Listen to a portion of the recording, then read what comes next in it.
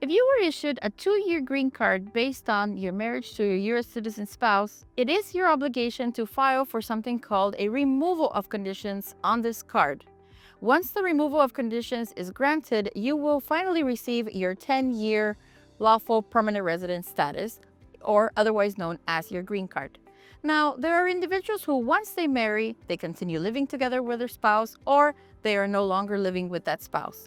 Both individuals can still renew or obtain this 10-year green card, but there are certain categories and the evidence changes depending on how you are going to be filing. If you're still filing one with your spouse, then you will need to submit evidence that you are still living together, perhaps joint bills or letters from families and friends. Now, if you are no longer living with your spouse, you may still be able to obtain this 10-year green card if you can show that you entered your marriage in good faith, but it terminated or ended in divorce, or if you were subject to abuse or extreme cruelty, or if your spouse passed away, or if you can show to immigration that the termination of your status and removal to your country would result in extreme hardship to you, immigration can also grant this application and give you your unconditional lawful permanent resident card for 10 years. The evidence required for each category is different. Our office would guide you in not only filling out the correct forms, but making sure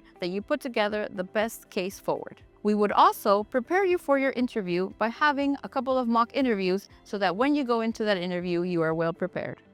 Give us a call if you're interested in our guidance.